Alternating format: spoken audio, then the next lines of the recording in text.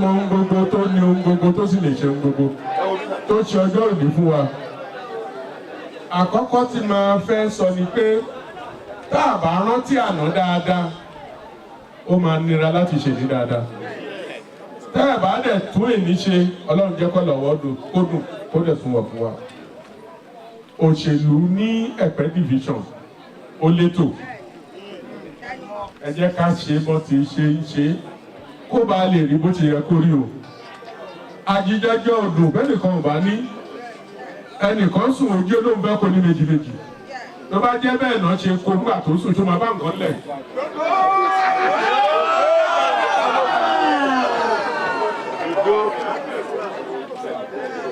Pínpín là ń pín títò là ń tò. Ẹ bá dẹ̀ pín tẹnìkan ju tẹnìkan lọ. Ní pẹ̀tẹ́pẹ̀tẹ́ láàárọ̀ kùtù bá a ṣe ń torí o.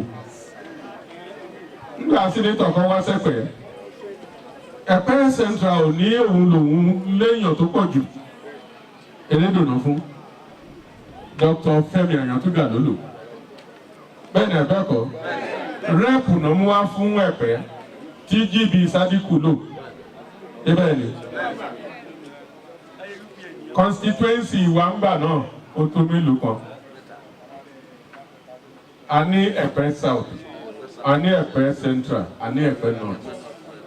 Ògúnbẹ́kún ló lo ti South, Adams ló lo ti Ẹ̀pẹ́ North, R.I. Olúwo ló lo Ẹ̀pẹ́ Central. Nígbà tí mẹ́ta wá tó di méjì mọ́ wa lọ́wọ́ tí Bẹ̀jùlẹ́kí gba òmìnira táwọn náà tó ní méjì ó ìpadà dá ó di mẹ́rin ni. Ọ̀tún ò gbọ́dọ̀ jẹ ó má fòsì jẹ, ọwọ́ ò gbọ́dọ̀ dánwó lówó. A ṣètò yẹn bó ti yẹ. Erédòlù ọmọ bàbá Ògúngbẹ̀san abẹ́kọ̀ọ́. Nígbà tí Erédòlù ó tún padà sí Ẹ̀pẹ́ Ìkòsíjìrì. Adams ló lò láti Òṣèjú Mútàkù. Ṣàrántí Honorable Adams. Ọlọ́run kó bọ̀rùn kẹ́.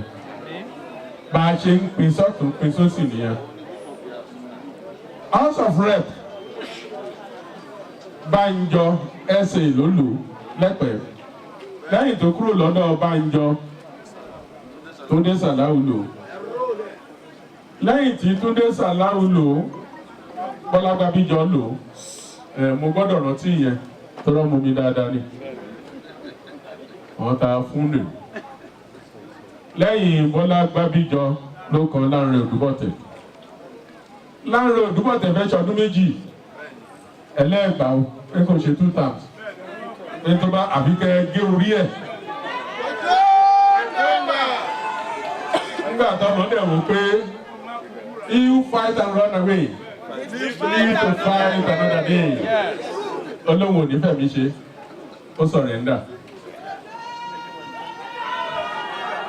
Ó padà síbi tó padà sí abẹ́ẹ̀kọ́.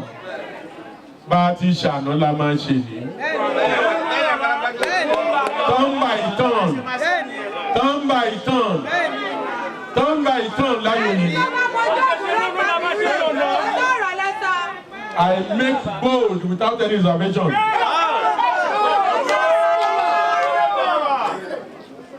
I say it without any reservation. Only apology to Almighty Allah. Ọba tó ju ọba lọ. Ọba tó ń ṣe gbogbo tó ní èmi ní àṣìbà fún.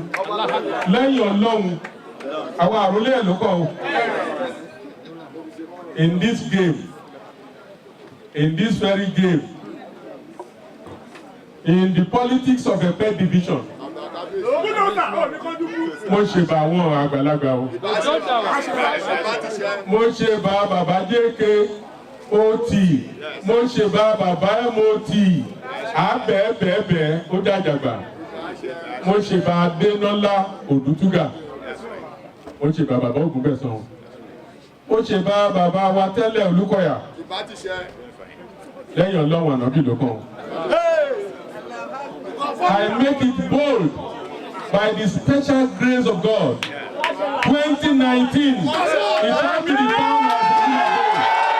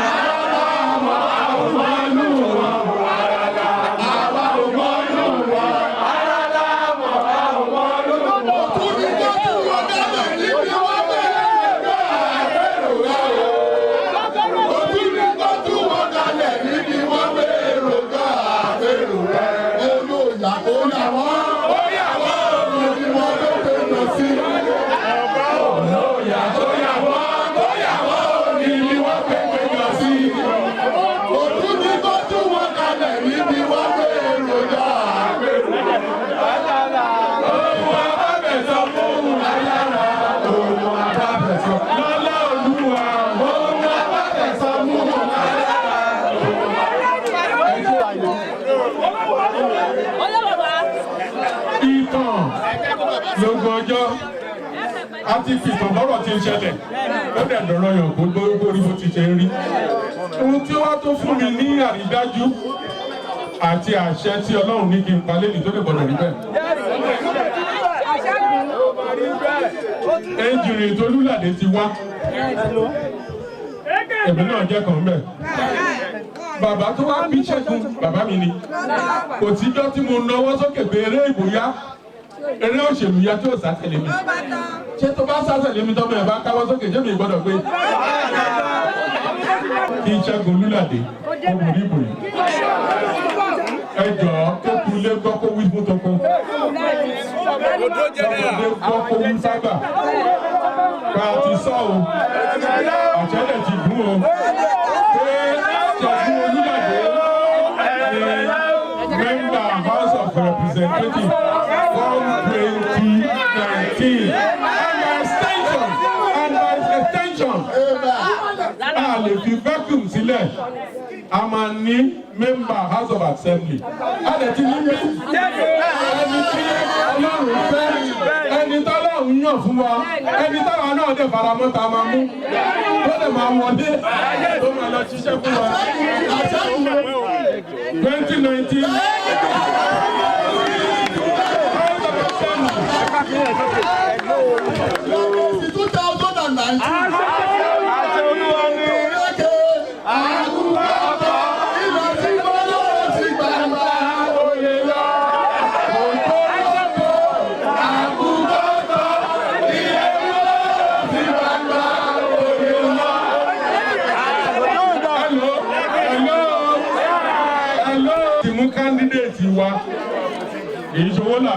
And I promise and I will provide 25% of your electoral expenses until you emerge as a candidate.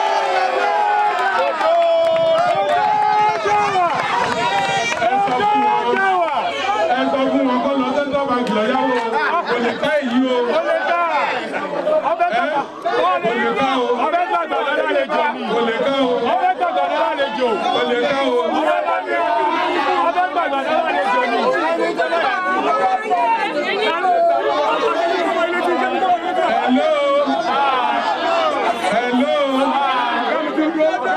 Pátì lọ́wọ́ sí i. Ìjà ìṣe àṣẹ lọ́wọ́ bá ní. Ọ̀dẹ̀ ní kẹfọ́ jẹ́. Gbogbo wa lọ́wọ́ sí. Gbogbo wa lọ́wọ́ sí. Gbogbo wa lọ́wọ́ mẹ́. Olùṣègùn Olúládé. Gbogbo wa lọ́wọ́ mẹ́. Gbogbo wa là lọ́wọ́ bẹ́ẹ̀. Gbogbo wa lọ́wọ́ mẹ́. Olùṣègùn Olúládé. Gbogbo wa là lọ́wọ́ bẹ́ẹ̀.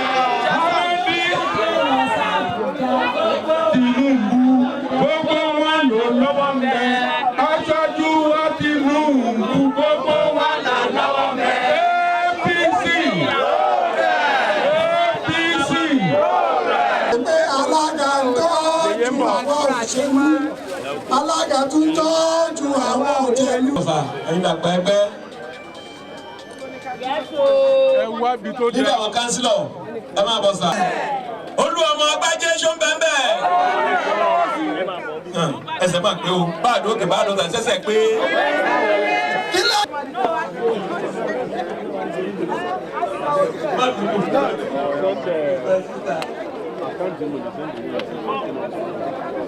Ẹ ṣe dòdò.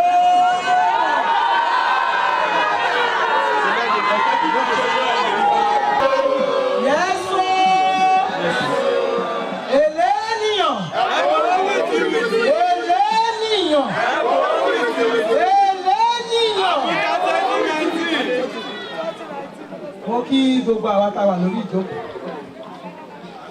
pé a kó àtàrọ a kó wà tó ti bàbá wa Olúṣẹ́gun Olúládé Eléníyàn. Èmi pẹ̀lú Eléníyàn ambassador, mo pẹ̀lú Vanguard Eléníyàn o, àjọ ń ṣe é ni ní ìjẹ̀fìgbà kan bojú ẹ̀ torí pé mo dẹ̀ ń ṣe é yẹn àwọn tó mọ ẹni tọkọ mi jẹ́ Àpèsì Bọ́lá Gbábíjọ wọ́n mọ̀ pé tí bá fi wà bí Bọ́lá Gbábíjọ ló wà bí. Ìgbé à ń ṣe wọ́n bá wọn ṣe nǹkan ṣe lẹ́yìn tí Gbábíjọ ò bá pẹ̀lú tí ò bá ṣe tẹ́lẹ̀ nìyàn ní ìrèsí bí o. That is one. Olúṣẹ́gun Olúládé ọmọ dáadáa ni o. Ọmọ tó ṣe é ránṣẹ́ ni, ọmọ tó jẹ́ pé kẹ́ bá ní kó lọ ṣe nǹkan á ṣe jù bẹ́ẹ̀ ṣe ní kó ṣe lọ pàápàá. Ó ti ṣe pátá tí rí o. A mọ̀ ìgbé lẹ́bù tó wà yìí tó bá ṣe gbogbo ètò ṣe dáàrí yìí tó bá gbé ẹsẹ̀ ló kọ́ tó fi ṣe dáàrí yìí ẹ jẹ́ kó lọ sábùjá o. Kó lọ bẹ́ kó lọ́wọ́ wọ́n látàbíjá kó wá fún wa ní. Ọmọ tó lè ṣe ni. Ọmọ tó lè ṣe ni. Àti ní gbogbo tí Ṣẹ́gun ṣe Kamala àdìṣẹ́ tó ń ṣe ni. Àti ní gbogbo tó ń ṣe pàápàá jùlọ empowerment tó ṣe lẹ́nu ọjọ́ mẹ́ta yìí. Assembly member. Assembly ni o kì í ṣe rep o. Kì í ṣe senate o. Assembly. Àwọn ẹgbẹ́ constituency 2 sọ̀rọ̀ látẹ̀kan yí pé àwọn constituency 2 ló touch. Mo mọ̀ pé kò ń ṣe ẹni tó ń pariwo ni. Àmì ẹni tó benefit pàápàá ní constituency 1. Wọ́n benefit nínú tó ṣe ń jẹun. Position tó ń wọn lọ yẹn kì í ṣe pé ó lè wá ṣe títì kò ní ṣe bíríìjì àbólèjì. Iṣẹ́ ẹ̀kọ́ nìyẹn. Ohun tó lè ṣe fún wa ni kó touch lives individually. He should touch lives individually, and he has been doing that. That is what he has been doing. In the street, in a house, in a family, Olúládé will touch a family and touch almost all the members of that family. That is the work he's supposed to do, and he has done it very well. If somebody is staying somewhere and the person is saying, Olúládé should have built a school, Olúládé should have built made a road or whatever, that is not what his job is. Iṣẹ́ tó ń ṣe tí ò ṣe é sọ síta ló pọ̀ jù. Ṣé rí owó dà ń lọ péyàn ṣe títí àbí èèyàn individual kan ṣàṣehàn? Èyí tó ń ṣe pamọ́ ló pọ̀ jù. Àrí èèyàn ò yá. Ó wá honourable member ó tẹ̀lé ó make sure ní pé o ní the best treatment that money can buy. Nínú iṣẹ́ ènìyàn. Ẹlòmíì lóyún, ẹlòmíì ẹni ẹ̀jẹ̀ bó fọmọ lóyún, ó fẹ́ lọ bímọ, kí ló kàn pẹ̀lú ẹ̀? Ó kàn wọ́n honourable wá o. Kéèyàn kankan má sọ pé kí ló kàn wọ́n o. Àwọn ohun tí Olúlàdé ń ṣe nìyẹn. Ọmọ fẹ́ lọ skúlù kò sówó skúlù. Ó ń dúró, ó stand in the gap fáwọn ọmọ yìí. So that these kids will not be redundant. Ó ń ṣe. Àwọn nǹkan ẹyọ kọ̀ọ̀kan tó touch wa individually. Olúlàdé ṣe. Tá a bá ní èèyàn kan tó jókòó síbì kan tó rò pé owó ìjòyè ká kó sínú Ghana must go wọ́n gbé fóònù individually. He's not doing that. Ẹni yẹn lè bínú ó lè sọ̀rọ̀. Ṣùgbọ́n àwa individuals tó ń ṣe é fún láàrin ìlú a mọ̀ àdẹ̀gbùdọ̀ appreciate it. And that is why we are here today.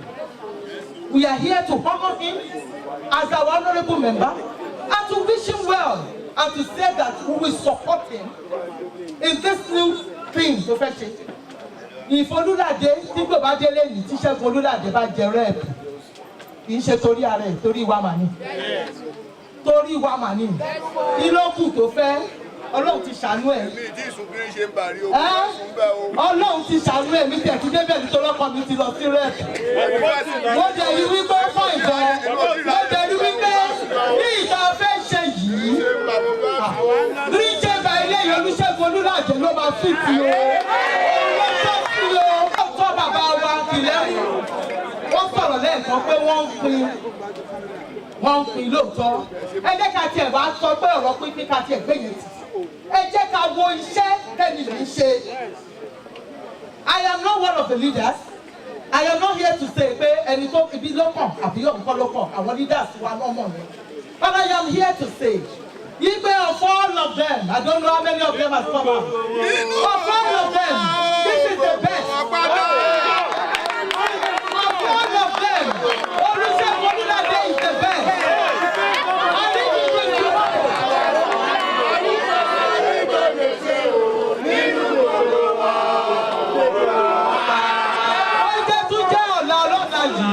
ní gbàgede yẹn tún ju eléyìí lọ ní ìjọ yẹn tún ju eléyìí lọ ní èrò yẹn tún ju eléyìí lọ bàbá wa ká wojú ẹ̀ tẹ́ bá tún gbé microphone yìí fún mi ìgbé kí n tún sọ̀rọ̀ màá tún sọ ìgbé of all of them I don't know how many have come out for this position but of all of them Olúṣẹ́gun Olúlàdé is the best. And we are here. We all know our there we said my husband says it all the time, sir. That whatever post anybody is going at this period, whether as of rep or as of assembly, that the governor has the final say. Because he's our leader, he's the number one leader. He has the final say to say this is the best thing for the country. But we have the duty to come out as Ọmọlú, as Ẹnitọ́ngbẹ̀lú, as well-wisherú, to say that this is where we are going. Because we have a governor that listens. Our governor does not come, he will not just wake up and say, I'm the military dictator of this thing. He will listen to us. That is why we are shouting. Because we know that our governor will listen to us and he will do that which is right for us. So we are begging our governor.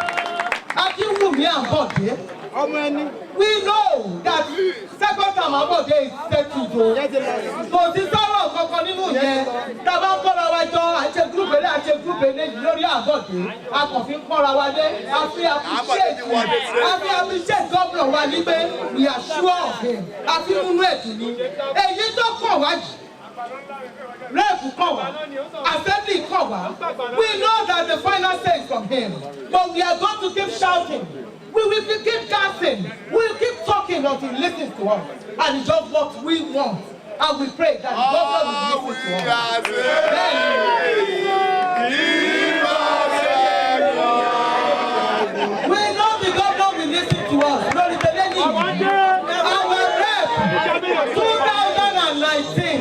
As the Lord lives, Olúṣẹ́gun Olúlàdé is our rep. Yes, sir. He is our rep because he is the best and he has done well. He will know better. He will do better. He can only move forward. He can only do better. And I pray that the Lord will help him and he will sustain him. And all of us will be witnesses to him. Thank you very, very much.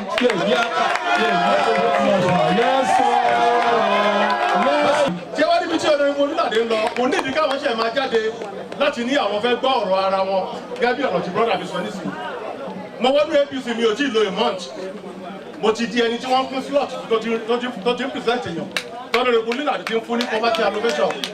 Hairdressing salon náà ó gba dryer jọ́nà lọ tí ọba lọ́ra dryer fọmọ lẹ́nu tó ṣe pé náà àbọ̀ ètò ìmọ̀ràn but gift ló jẹ́ jọ́nà lọ fẹ́ nìyẹn ẹni yẹn dẹ̀ gbé sílé òun fi ṣọ̀bẹ̀ ó lò ó ta.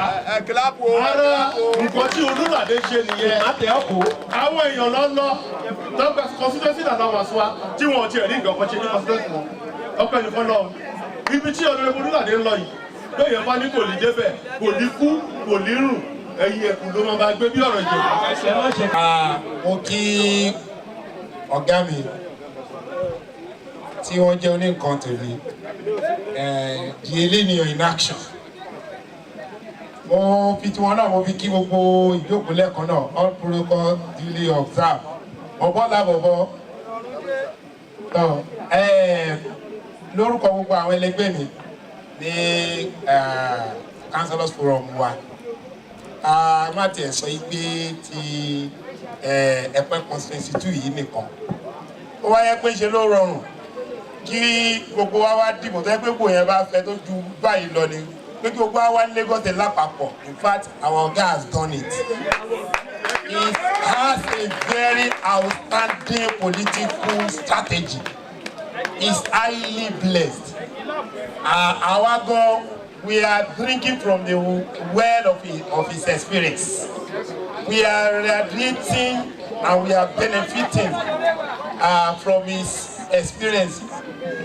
Far away from Ẹ̀pẹ́ here, láti àdúgbò wa, throughout the Lagos state, we are really enjoying our Oga, and we are benefiting, we are learning, and we are appreciating him.